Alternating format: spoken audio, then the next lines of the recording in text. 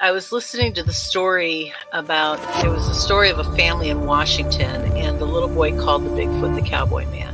And he had, apparently, it had made an effort to steal this kid. And it hit me. My children were in that playpen behind me with nothing but a mosquito net over them. It could have crept up behind me and taken both of my children, and I wouldn't have known. Father just got like a Mustang or something from Wyoming, okay? He had it out in the corral because he couldn't put it in the barn in the stalls with the other horses. It would kick and made all the other horses nervous. Had a Seminole Indian working the horse trying to break it every day. So they had it out in the corral. This skunk ape snuck up behind this horse and grabbed it on its hind quarters. This particular horse kicks out, jumps over the corral, runs into the pasture, to get away. At this point, the rancher's out there just blasted away with the dirty. Skunk ape runs into the swamp. I went up there one day after that, or 2 days after that. I went up there and sat in the silence up there, and I'm telling you, man, it was free. It was crazy. There was a crazy vibe up there still. I did what I could to kind of get things under control, but I told her, I said, you need to get off this property. I feel like no matter how strong you are, it's almost like standing in the ocean. You can't stand still without moving your feet. You're going to get knocked over eventually, no matter how strong, whatever. You can't withstand a barrage of weird spiritual energy.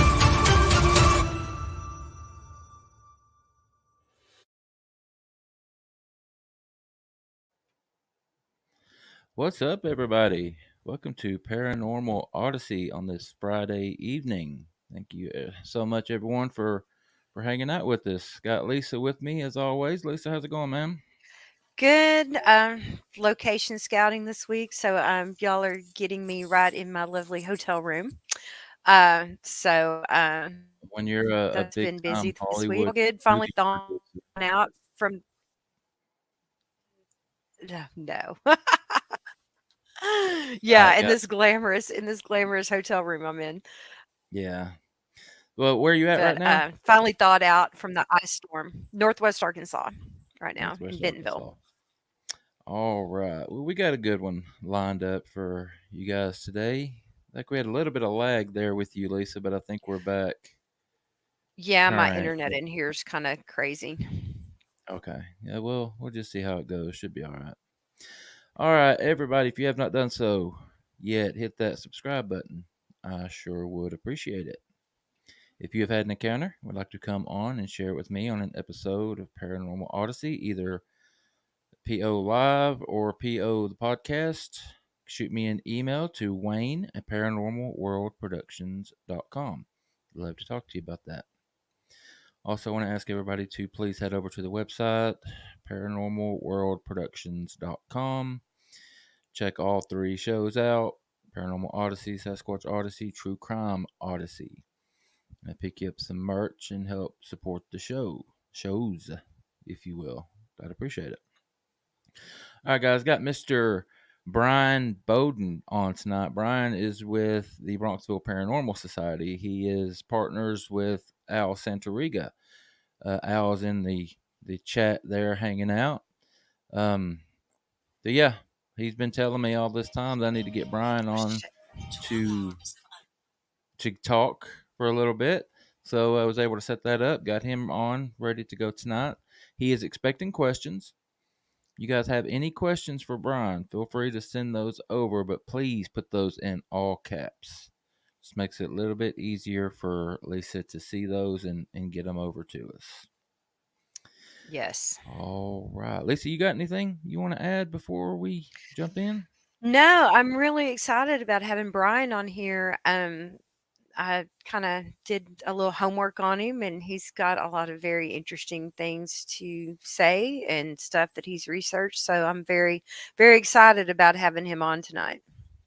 Yeah, I am too. Al speaks really highly of him, and I think Al is a real good dude. So we'll take him at his word and find out for ourselves. But Al left off when he came on and did his Dogman show the last time. He talked about an encounter that he was going to let Bryan share. So that might be one of the first ones we get to. But if you're ready, we're just going to go ahead and bring Bryan on. Cool. Bring him. Let's go. Bryan, Hello, how's it going, everybody. How are How you you? doing? How's How you everybody doing? Hey, doing? Bryan. Hello. Good to be here. Thank you very much for having me on. I do Yes, appreciate it. And I don't know who this Al guy is, but thanks, Al, wherever you are.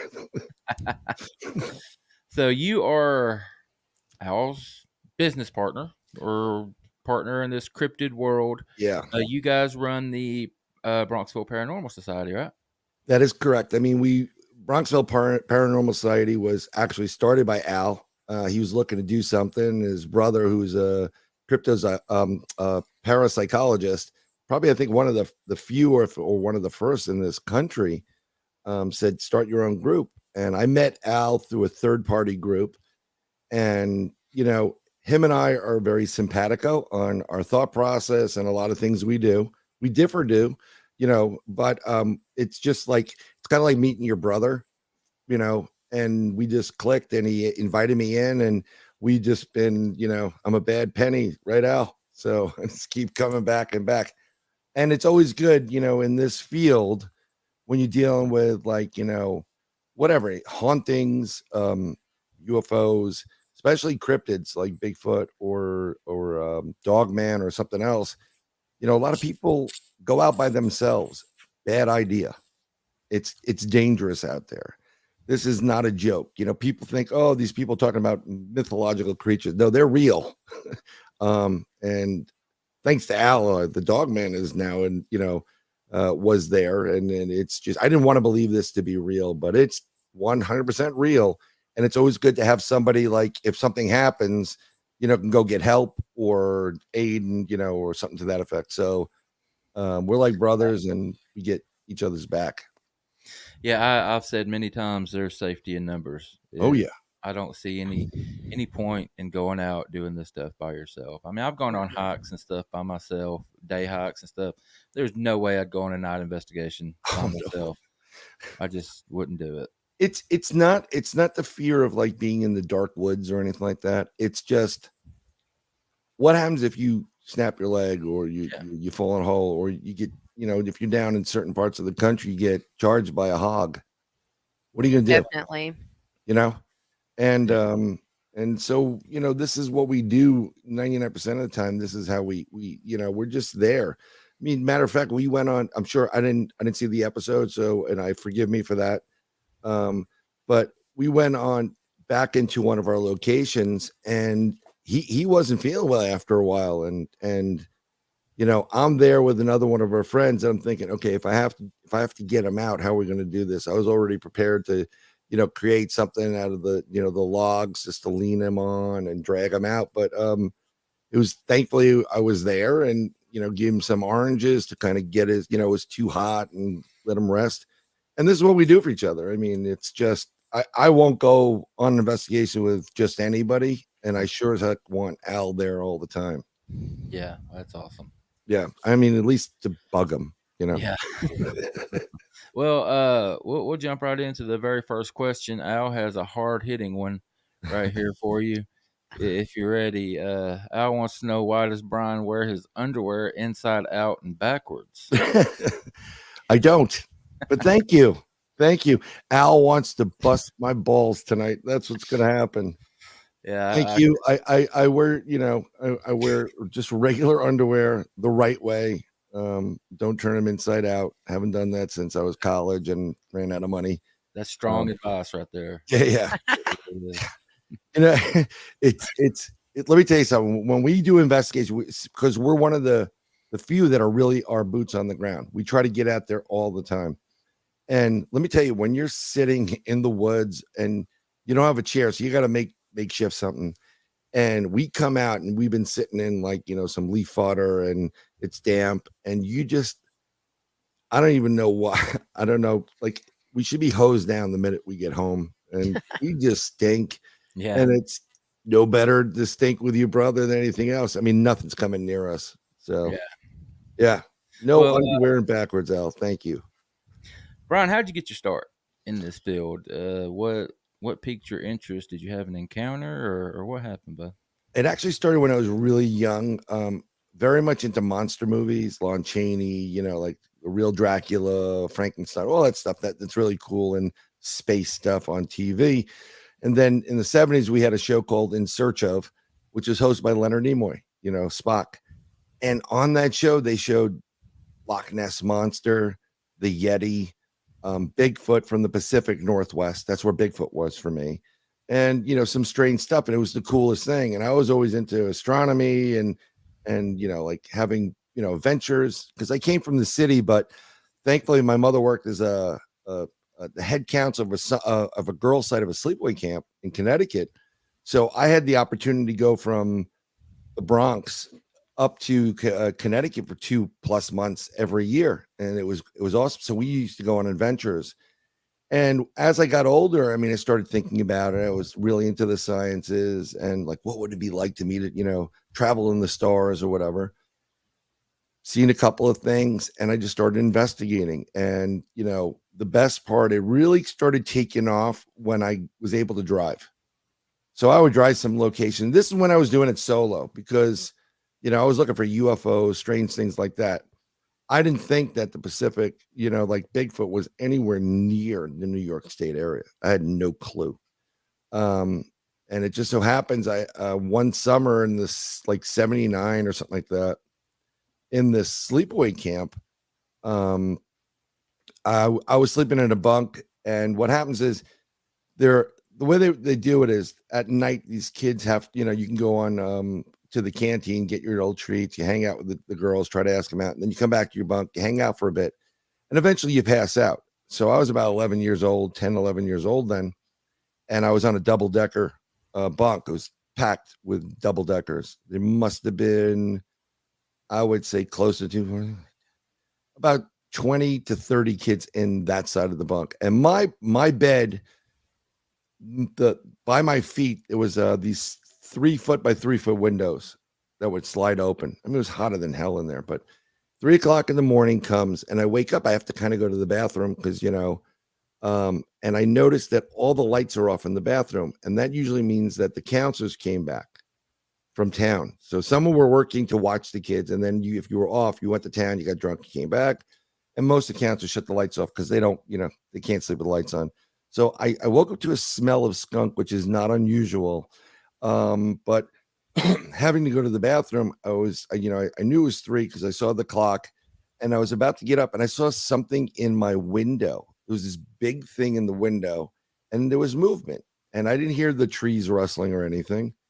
And I kind of leaned forward a little bit and I peeked and there was this giant head that looked like a gorilla in my window. Okay. And I'm like, what the hell is that? I'm looking and it was doing this and I'm going to try to emulate it. It's kind of like, that's what it was doing. It was like looking, both in like what was going on in the bunk. And I froze still. And I laid there. I was not moving because where my feet were were within, I kid you not, maybe 2 to 3 inches from where this face was. The only thing separating us was like a couple mullions and some planes of glass. And if it wanted to, it could have grabbed my feet, pulled me through the window. And so I wasn't moving, right? But after a while, your bladder gives out. There's going to be a lot of pee-pee stories on tonight, so just so you know. And Al's probably going to laugh at that too. So I froze and I was unnerved by it. So I slid, eventually after about an hour, I slid my legs back very slowly and then went as far back to the other end where he couldn't see me because there's a wall there. And I had to go to the bathroom. So I slid down very gently and I did that army crawl underneath my bunk. And I was on the side of that wall where that window opened up was a side entrance. And I was like, okay, if I go, I got to go through this thing really quiet because you can open the door, whatever it's there. And I did. And I was able to get to the back and go to the bathroom. And then when I came back, I would peek out and it was gone, 100% gone. And that was it. And that same summer on the side entrance, as a kid, we saw a fireball. We thought it was a fireball, but it was a round object. The full moon was up. And there was this round object on fire traveling through. It was a freaking UFO. But for some reason, 10, 11 years old, I guess you just don't have the mindset to say, dude, we just saw a UFO. We called everybody out. People saw it. And then we went back to doing, playing Dungeons and Dragons or reading comics, right? It was till I met Al that I remembered what took place in that bunk in the 70s. And I did my research, and I'm trying to calculate the year I was there. And I found it was anywhere from 77 to 79. I forgot the exact year at the point. But I looked up, I said, bipedal cryptids or Bigfoot sightings in the northwestern portion of Connecticut. And bingo, I hit on it. Now you have to understand something. And since we have a someone here from the movies, she'll understand. My camp sits on 250 acres, and right next to the camp, seriously, no more than 200 yards from where the girls' side is, and it surrounds it up with this mountain, is this huge reservoir called Crystal Lake. Okay. Which is very interesting because the people for Friday the 13th, and I was standing there when they were there, they were producers. We want to use your camp for film a movie. So that's money, right? Mm-hmm. Well, the owners didn't want it because it was one of those horror films and they didn't want the negative press. Oh, I can understand that. We get turned down a lot on location stuff. It just depends on the movie, but people will turn it down because they don't want that notoriety of their property, But in this day and age, actually, and even then I knew I was thinking well above my years, and I was saying, you should do it because all your bunks are crap and they'll blow them all up and they'll put up brand new ones in less than a month and you'll have, infrastructure, but they didn't do it. So they went down the road from where we were into Kent, Connecticut. And I think they did it at Camp Kent or Kenmont. And that's a separate, area there. So there's your Crystal Lake thing here. But right there at that Crystal Lake, the same year I had my encounter with this giant monkey in my window. There were 2 sightings at that location right there, right next to our camp, of a bipedal cryptid right by that reservoir. I'm going to throw you one better. The same year, there was another sighting that same year on the other end of the mountain, Lover's Lane by a dam. Bipedal cryptid walked in front of a car while these 2 kids were making out. They scared the crap out of them and took off. This was in Winsted, Connecticut. And that was my first real encounter. And it's the reason why I said Pacific Northwest is when you grow up reading everything is about the Giblin film, Patterson Giblin film and Patty, and everything's Pacific Northwest. But then you start researching like Al and I do. Guess what, folks? We got a lot more here than they do there. And they're everywhere in that camping area. So that was my first experience. And it just keeps getting better and better after that. This is where I got into it. Yeah, a lot of people are shocked. And I'm among that camp there that was shocked to find that we actually have sightings on this part of the country. I'm on the East Coast. Yeah. I'm in Tennessee, not on the coast, but you get a ton of them down there in Tennessee. Yeah. I'm just below the Smokies, and there's all kind of reports in the Smoky Mountains. But like you, I'd gone the majority of my life thinking it was a California, Washington, Oregon, Canada. Those West Coast freaky people. Yeah. We have in Arkansas, there is a Boy Scout camp on the Buffalo River, Camp Orr, and they've had several sightings around Camp Orr. And so we have them, all over the place too. And it's very, very surprising to me that nobody thinks, that the mountains that are on the East Coast, the mountains that are in Tennessee, the mountains that are in Arkansas, why wouldn't we have this thing? Yeah. Especially, so my general research, and I'm sure I'll be corrected if I'm wrong here by Al or whoever else. But here's the thing. I didn't want to believe in the dogman, but Al was like, you got to hear this. And then we get into it and I'm like, oh, come on, a werewolf, BS, whatever. And then you start meeting people or get in contact with people that have had encounters. And then you get I used to get these phone calls and messages from people with the following phone number on the caller ID: 000 000 0000. and it would have something in there like sat group or something weird, totally military based. And then I'm like, hello. And they're like, you want to know about, whatever. And I get people calling me. Now I'm pretty good with computers, and I know you can mess around with the PBX box that can change it. But I know also people in law enforcement, U.S. Marshals and other agencies, that's how they get to you without you knowing where they're coming from. They use the 000 for the most part. So you start talking to people that work on bases and like, what's your job there? Well, what do you do there?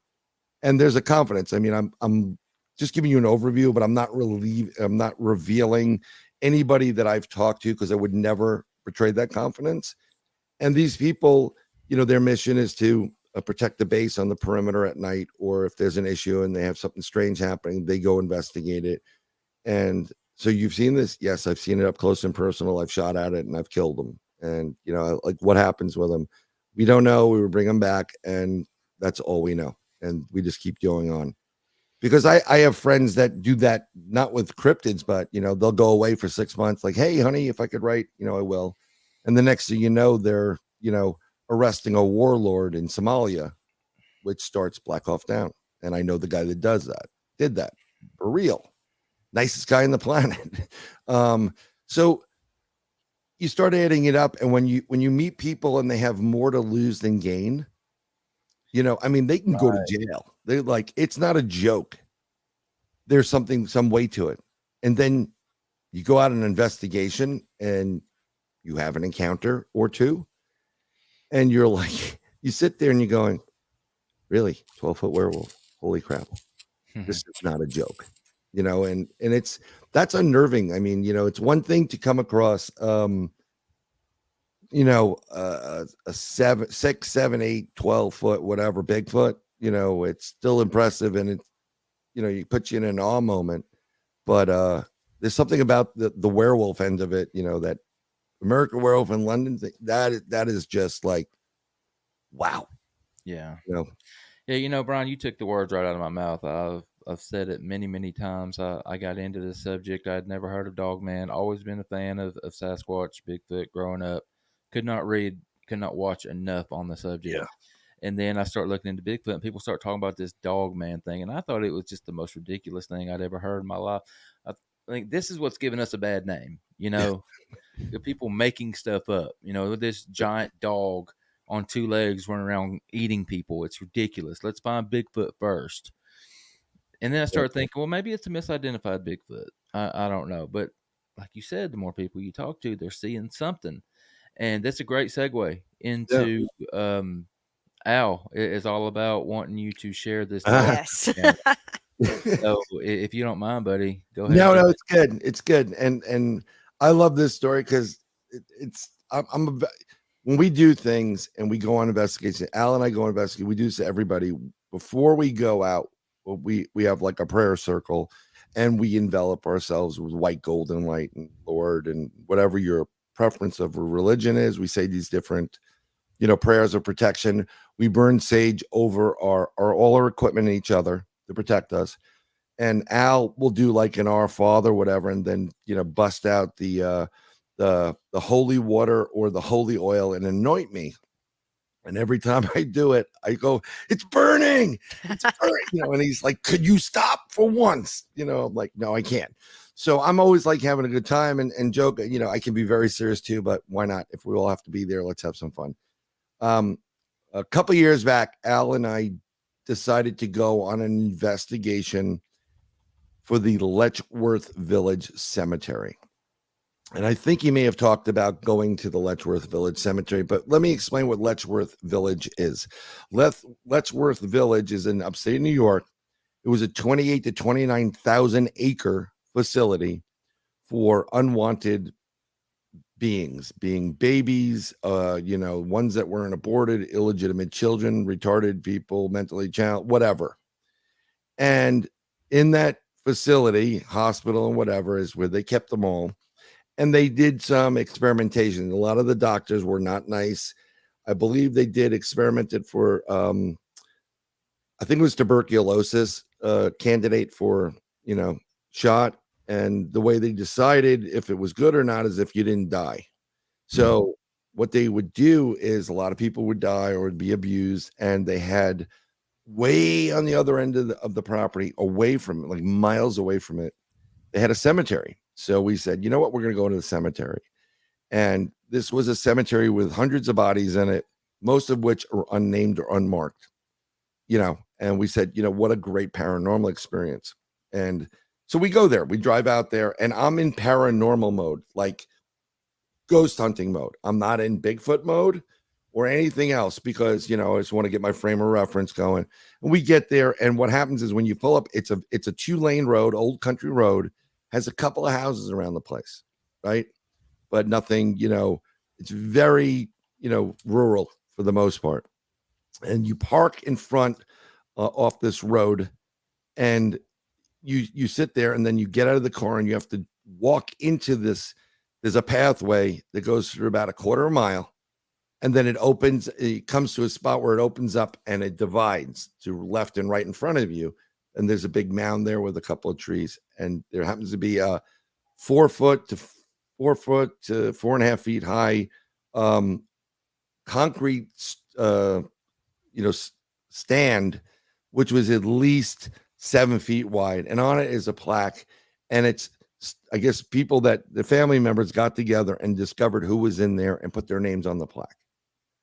So this cemetery, when you get there and you walk there and you get to the road, you see the plaque in front of you. You can go right or left, and the cemetery is this big mound in the middle, and the pathway keeps going up to the left a little bit, and it borders along one of those electricity utility openings. You see where all the high tension wires, whatever there. It's a beautiful place, and we go. So I said, let's put our stuff behind the wall, because this way, no one will see if we're there. No one's going to bother us. 2, we should always have some cover on our back, so we have a place to, retreat to for whatever reason. And it makes it easier. We stay out in the cemetery. And like Al and I do all the time, even though we go together, he has ideas and experiments he wants to do. So he goes one way and I go the other way, and we're going through the, doing the EVP thing. We're doing the, tri-meters and all this other stuff. And we start walking around, and you can hear like some big dogs, barking, like, in the background. You hear them echoing throughout the area as we're walking. And we take a look at the cemetery, but we also see that the road goes up a little bit alongside this utility corridor, and we follow it. I'm figuring these are where the kids go with the motocross. We go there. I'm like, wow, this is cool. I mean, we comment, how great this would be if we lived here. We'd be drinking beers in the corner all the time, whatever. So as we're in there and we come back down, these kids come out, I believe, on a like one of those little ATVs, and they fly in there and they're looking for us. And we were like sitting back down, and they went right past us. And it sounds like they're talking to somebody. We're looking for them. We can't see them. So they go all over. And I said, you know what? When they come back, I guess we should make our presence known. And they were in and out, and they came back. We got up. They stopped and like, what are you doing here? We said, well, we're paranormal investigators. We're investigating the cemetery. And they replied back into their microphone, they're paranormal investigators. We're out of here. Boom. And they go like as fast as they can. And we both remarked how weird that is. Like, who are you and why you, like, they couldn't get out of there fast enough. And it was still daylight, mind you, right? So they go, we continue with our investigation. Al keeps hearing, like, he's getting a Dogman vibe to it. And I'm not yet. Okay. Not doing it. We investigate a little bit more. And I said to him, when those kids come back, why don't we ask them if they've had any encounters here or something, like what they've noticed? Okay, no problem. We go up to one spot. And again, we're not getting anything. We're getting a couple of hits here and there. We're using different, apps and different equipment. And I just happened to look up at one point, and about, I would say, a good 10 feet in the air, if not, there's a fresh tree break. Okay. And I'm like, what's that? Look at that. So we look at it, and like, it's very interesting. And at this point, I start using a magnetometer, and I have digits on it. And we ramp up the area with using singing bowls. We love using singing bowls. It sends a vibration out in the air, and 9 out of 10 times it starts. I think it charges whatever you're doing there. It gives them some kind of energy to come back at you. And we start getting a reaction on our meters. And I said, if you can hear us, can you make this meter go to 72? And as soon as we said that, it goes to 72. And we're like, okay, now we're in business, right? Paranormal business.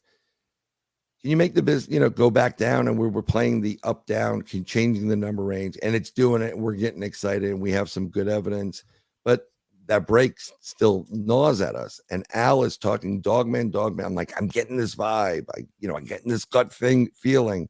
And he's pretty good with this gut feeling. This is like a sixth sense he has. So I said, with the tree break there, this becomes very squatchy because we do have the corridor when they can travel up, and they're known to travel. I don't know about the dogman aspect, but maybe there's a squatch thing there. So you hear that? I said, he goes, let's do a tree knock. So the dogs are barking, and he finds a good piece of wood, and he whacks it. Boom! Right? Get that thud. The minute that happens, every dog stopped barking. And we're like, ooh, this is getting good. This is going to get good. Now I'm moving from paranormal mode into paranormal Bigfoot cryptid mode a little bit. And I'm like, oh, this is interesting. And we never get anything back. And we do hear eventually, after like 25 minutes, what sounded like a really, really big dog bark. And we're like, wow, that's pretty cool, whatever. We go back down, we start doing this, regular ghost hunting stuff. And Al keeps getting drawn to this one section of the forest. He goes, I'm being drawn here, man. I'm telling you, we got to be over here. So we start, I respect him, and we go, okay, let's go. And we're planning to leave for a little bit to get something to eat anyhow. He goes, let's go there. So we looked, and we walked down a pathway back to the car, and we noticed there's a path on the left that we kind of we knew there was something there, but we really didn't focus on it. He goes, yeah, let's go down here. So we start going down this path, and then you get to a point, and there's an opening over there, and right in front of us is a tree structure. Now, Bigfoot does tree structure. He does the leans, he does the bends, the twist. Yeah. This is a dogman, 100% dogman tree structure. Because what the dogmen like to do is they pull trees out of the damn ground. They pull them out of the ground, and they flip them upside down so the roots are in the air. And so we have a tree that's upside down, roots in the air, with the other tree down. And then we have several other trees that were upside down, connecting to that. And this whole thing is suspended probably about 25 feet in the air. So we're like, okay, here's some dogman type of stuff. And I keep going past it. And I'll stop. He goes, stop, Bryce, stop. Nope. I think we're being drawn into that. And I think this, he's got this ambush feel. Again, I respect him. We pull back. He said, we'll go revisit this again. Let's get something to eat. Let's get out of here. We'll talk about it. We go and talk about it, and we come back. And this time when we pull into this location area there off this road, instead of going right by the front entrance, because we didn't want any problems with anybody or the neighbors, a little bit further up the road on the right, there was one of those old street lights, looked like the top of a garbage can with a light bulb in it. You know what I'm saying? And it seemed like there was a path there, so possibly a nature path or a game trail. So we parked next to it. And when we're parked next to it, I get out of the truck, and I kind of go down this embankment, which is 3 feet roughly. So I'm on a grade now. If I stood on it, I'm 3 feet higher, right? Get our headlamps on. It's darker. We put them on blue. We walk in. We start conducting more of an investigation. We hear these. I hear the deep. It sounds like a big dog barking, but it is a dogman-esque type of bark. And I'm like, okay, I'm taking note of it. And the longer we stay there, one, we have perfect sky. It's like November-ish, I believe. Perfect sky, a little bit chilled, full moon. And the next thing you know, as we're sitting there, these kids come back in because they saw us, and we stop them. And hey, yeah, you guys are still here? And they report back to whoever they're talking to. Yeah, they're still here. I said, hey, can we ask you questions about, have you ever had experience? No. And they get out. Like literally, I'm not kidding you. 30 seconds in and out. They did not want to be where we were. And we noticed it, and we know that that's a tell. And given all these little signs there, whatever, So we're like, okay, we're mental note. When we go out, we don't have firearms on us. We just don't. I lived in the city, so I couldn't get one. But we don't carry firearms. But we do. What I do is I have, of course, I have a survival knife on one hip. I have a machete on my right hip. I have a machete coming across me, and I have one in the back. Because you have bear there, you have big cat there, you have a lot of problems there. And I got to protect myself. So I sit back down, we're doing the investigation, and Al starts acting a bit odd. And it's like he's almost getting, he's not the Al I know. I'm like, what's wrong with you? He's like, nothing. No, I'm fine. I'm nothing. I'm like, come on, dude, something's wrong with you. I'm like, nope. Cameras stopped working. We had electric issues. And as we're sitting there and we hear the barking again, my hand to God, there is fog that rolls in on the cemetery, just like your classic werewolf movie, right? And we're like, I just look at him like, you got to be shitting me. We got fog in here. This is like your A classic horror film. This is where the Wolfman comes and Dracula and all this. And he's like, yeah, this is really weird. And so we're paying attention to it. It's getting colder. And we just decided, like, he's acting weird. I got to use the bathroom at this point. I wasn't peeing anywhere near there because I don't disrespect anybody. I said, you know what? We'll go back to the car. Let's go get some coffee or something like that. We'll go and we're done. And as we walk back to the car, we were hoofing it back to that, almost a half mile to where the car was. We both noticed eye shine on my side of the car, the passenger side of his car. I'm like, whoa, maybe there's a deer or something. It was a weird eye shine. We're going, and as we get closer, it's not a deer. It's looks like a dog in the distance, and it's just out of the light to just keep most of the details away from it. So it happens to be on my side of the car. So Al's just staring at it, and he's putting his stuff away. Let's go, Bryan, let's go. I said, whoa, no, I got to go. I got to go to the bathroom. So I take my bag off, I throw it in the car. And I start peeing right in front of this, what looks like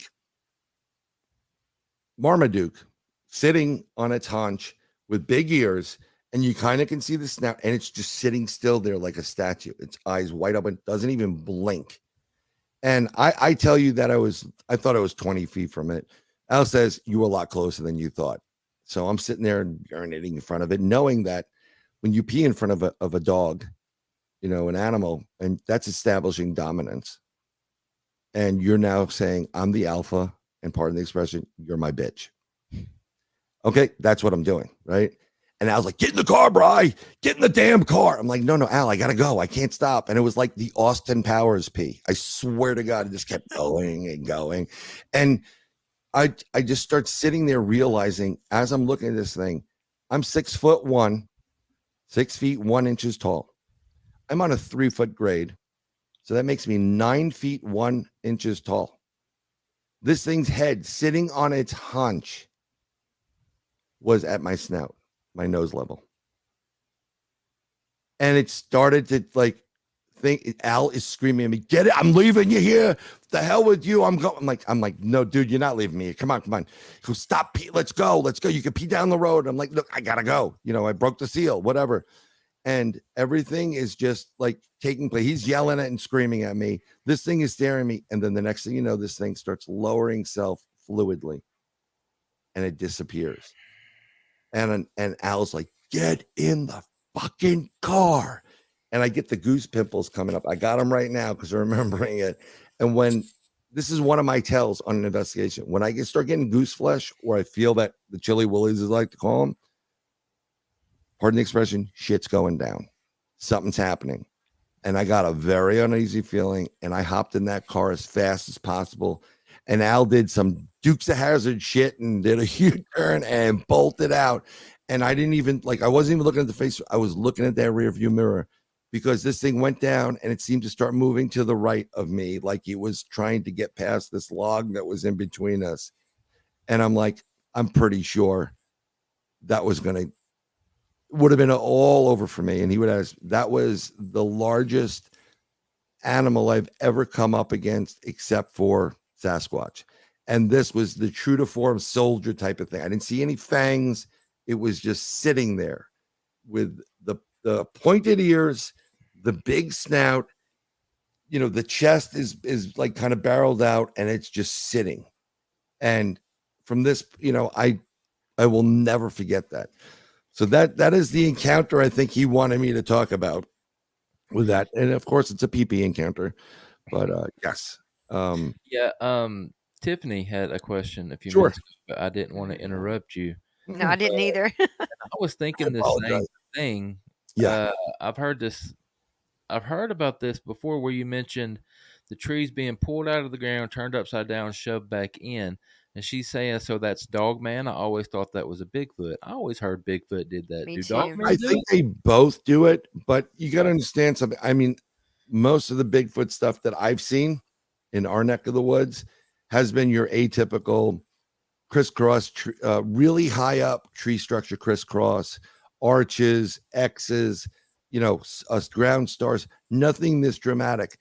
But when I've gone to a known Dogman area in the New York State area, in Connecticut and whatever, it's different. It's very dramatic. And the reason why I say that, it could be done by both of them. So my point with Bigfoot and Dogman is, if you have a Bigfoot in your area, you have a Dogman in your area. Really? What? 99%. And I'll explain to you. And usually there's something in between that's like the dividing zone. Like, you stay on your side of the fence and we'll stay on ours. The problem is, the Dogmen, 99% of the time, always mess with the Bigfoot. They don't care about the boundary. They will go and challenge it.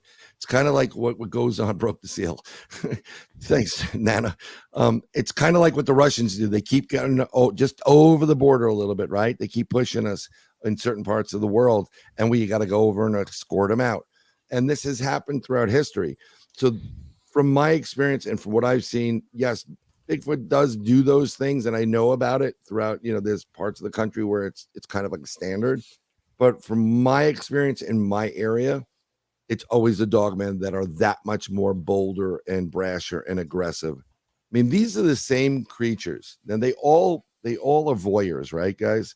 So if you're in the woods someplace like Arkansas, classic example, or depending on where you are in Tennessee, and you have a nice big property and you're in your house or whatever, and you have Bigfoot on your property, they'll kind of peek in now and then. The Dogman will go right up to your window and just really and they're more into that, I don't know if it's the scent or whatever. And I thoroughly believe that this cryptid knows exactly what it's doing, and it gets off on scaring the crap out of humans. I've wondered that myself, Brian. I have. Well, think about this, right? I don't know if Al told you. We had a woman up in upstate New York, and she investigated Bigfoots in the area. But she also she does it on a nature preserve, and you get to a point in one track, if you go on, it's Bigfoot, and the other track is Dogman, and they always go on the Bigfoot side of it. And where her house is, she's kind of like, she has this nice little house. She sleeps on the porch. It's kind of covered porch, and she put a bed there. But a lot of people do that because she took the back end of her house, and it connects to the garage area, the barn and garage, and she does fishing tours on her property. She's got a huge pond.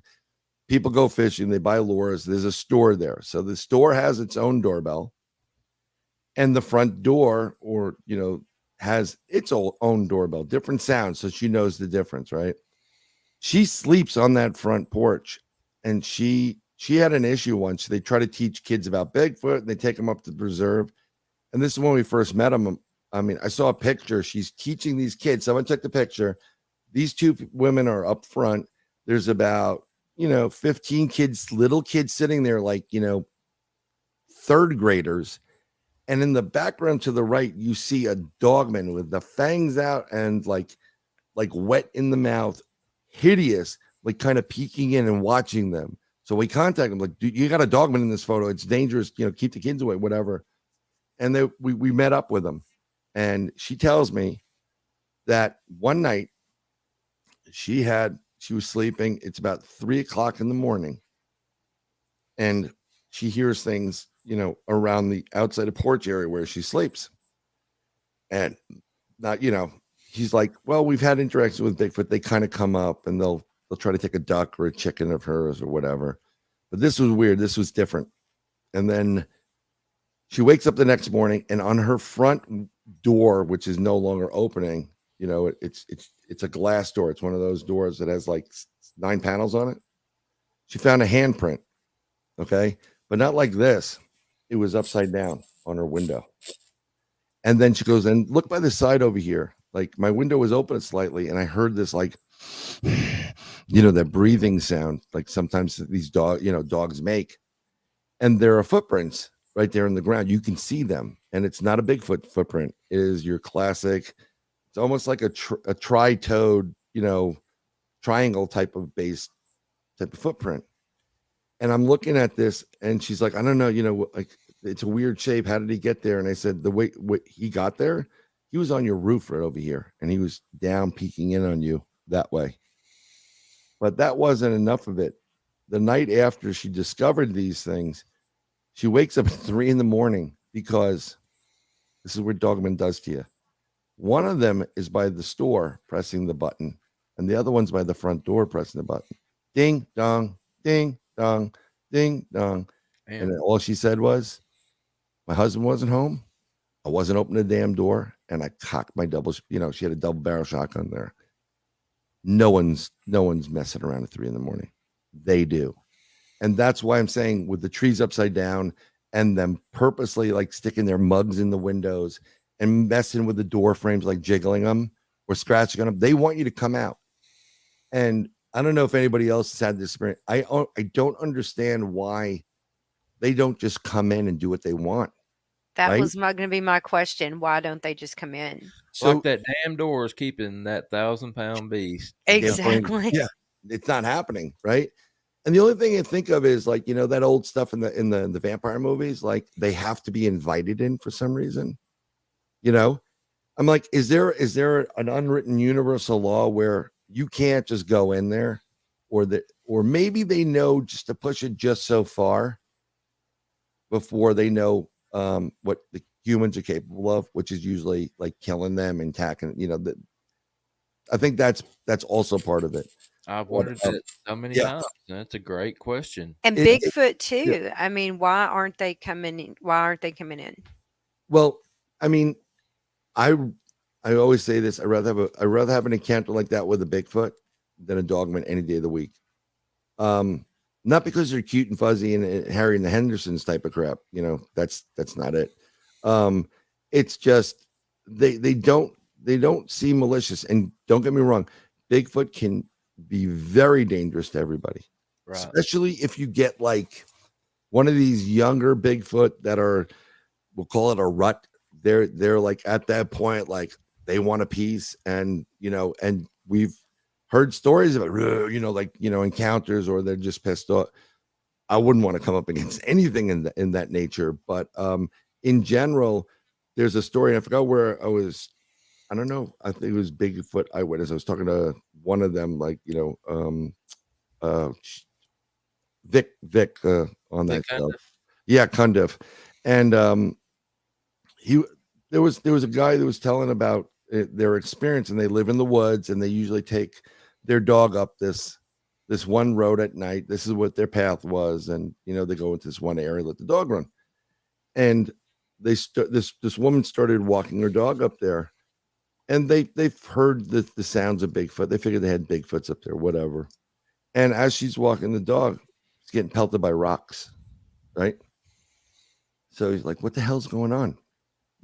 Whatever. The dog's starting to act a little bit weird. And they get to a certain point, and she's ignoring the rocks, and they keep going. The dog's really not into this walk this time around. They get to a certain point where they come up to a sign that's large enough where this thing steps out and throws a rock at them, like, are you going to get the hint or not? Right? So they freak out, and they kind of skirt around them and go past them, which was a bad idea, because when they got up there, they came up against what they described was a dogman. It looked like a werewolf was standing, like one of the soldiers out of Van Helsing. My dog took off, ran back. I was standing there, And she said, I pissed myself. I didn't know what to do. And then the next thing you know, this Bigfoot comes out of nowhere and stands in front, and she just takes off. So there are stories where Bigfoot will warn you in advance that you don't want to walk here. Okay. I've never heard of those stories about this dog man. I've heard some strange, funny things about it, but not like that. I've heard several people talk about they really believe that they were warned by a Sasquatch creature to stay out of an area, and it could be because there's something like a dog man up there. Well, And don't you feel silly saying that well, or thinking that? Because I feel like that this whole cryptozoology field, cryptids, we get looked down on, because this isn't a recognized science. no. These creatures aren't recognized, and then we start throwing stuff out there like Bigfoot protected me from Dog Man. Well, Yeah. it sounds like the Weekly World News, like Bat Boy comes down and saves me, but these are, there's no money in this for the people that are giving you this information. Well, some of these people, the stories. Yeah. Now, in this day and age, it seems like everybody's trying to top everybody else with some story. And I'm going to do an Al Santariga on there. I'm calling bullshit. Okay.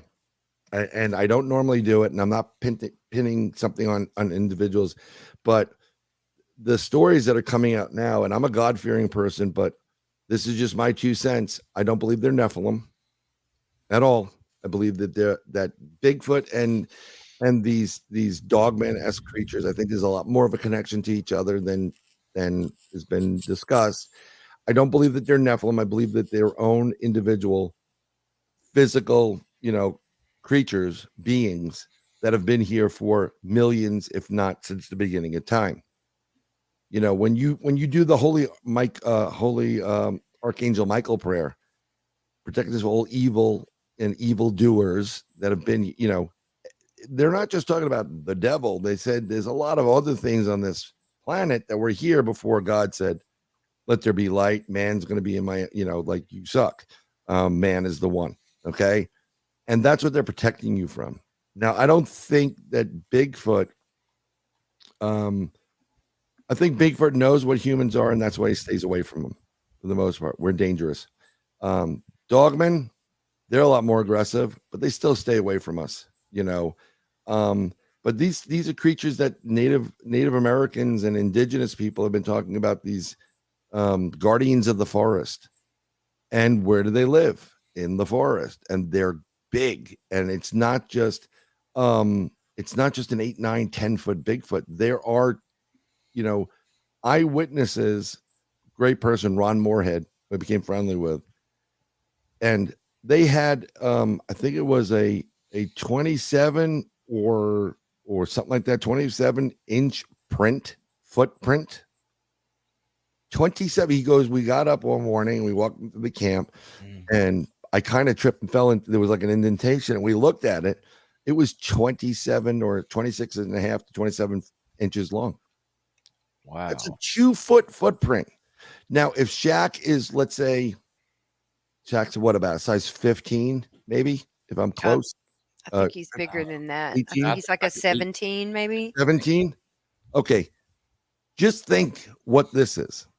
And then, Ron Moorhead, who started investigating, asking questions, he came across somebody who was in the Pacific Northwest in that area where they had their encounters in the Sierra Sounds.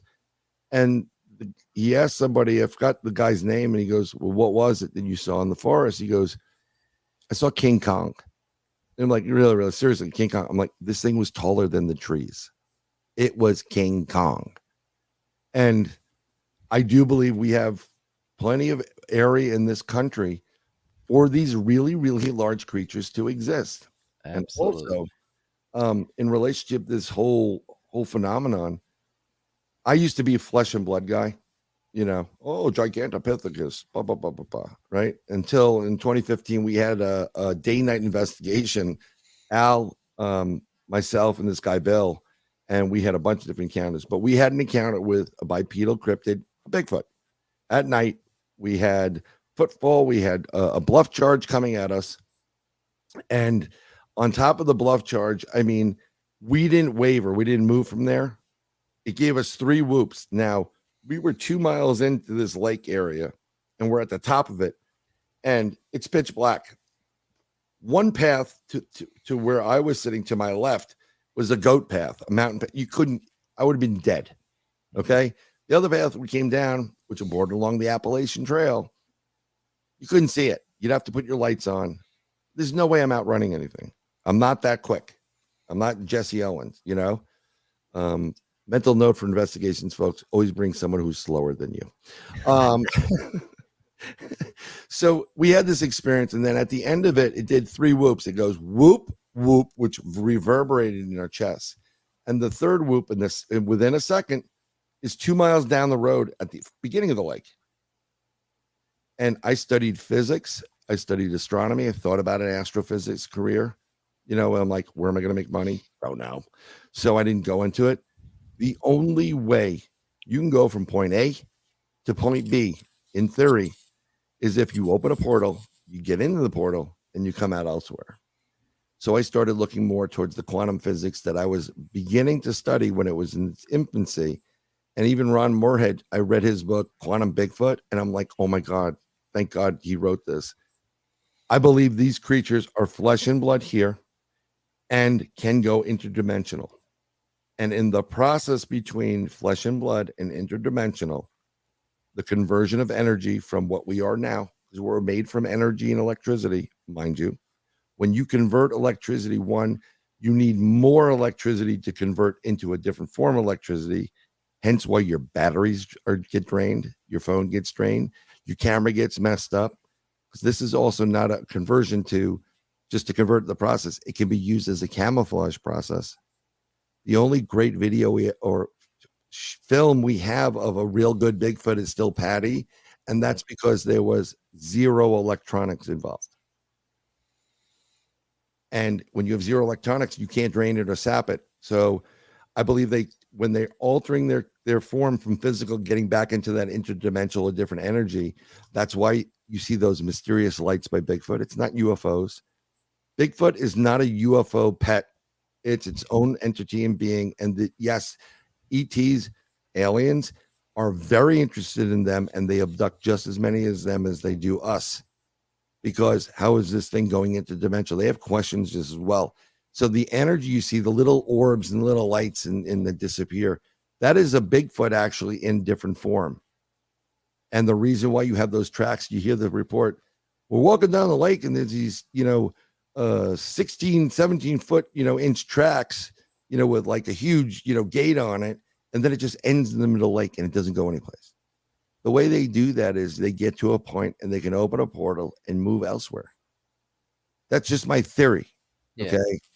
And a lot of these people that listen to this stuff and a lot of people that research it, everybody has theories, but what all we do is have is theories and hypothesis. I am 99% positive that our government and other governments have physical creatures in play. They know exactly what they are, and they are experts on this. Yeah.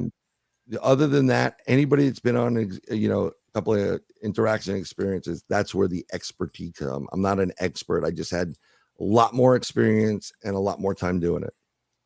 Yeah, I think you're absolutely right, Brian. I really do. We've come up on an hour, buddy, and I feel like we've just scratched the surface with you. It's gone so fast. Oh, if you ever want to talk about UFOs, yeah, we're gonna have to set that up. I want to talk about the Chinese balloon, but that's another time. Chinese balloon. We will set it up for you to come back, Brian. Before you get out of here, you got anything you want to plug or tell everybody where they can find you guys? Are we plugging anything? No. Working on a couple of books, one with Al. And I'm trying to get to a couple of different conferences just to meet people and whatever. But you could just, if you have any questions or if you want to call, as Al say, bullshit, or whatever, we're very open about our stuff. We want to, if we catch something that we don't see, no problem. Contact me. I'm on all the social media aspects, until I get banned for political reasons.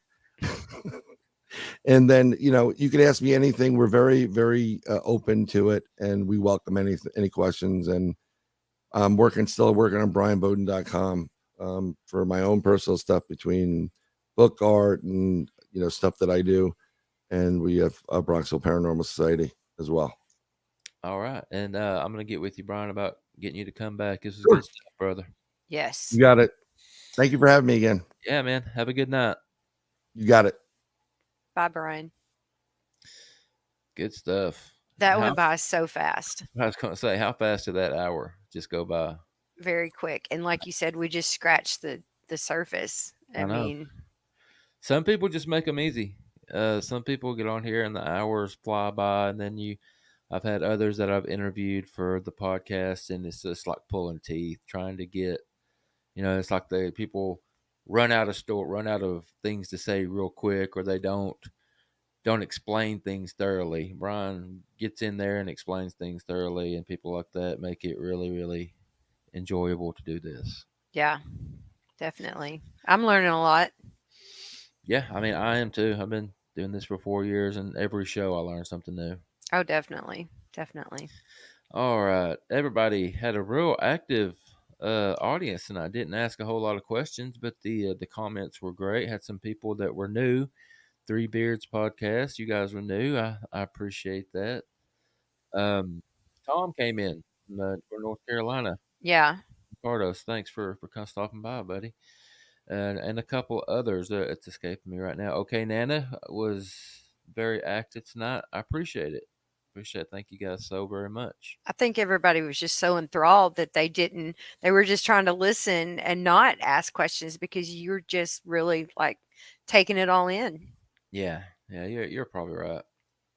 You got anything before we get out of here, Lisa? No, just everybody have a great week and stay warm, and we'll see you next week. Absolutely, guys. Thanks again for hanging out. We'll see you next time, y'all. Be good to yourselves. Be good to each other. See ya.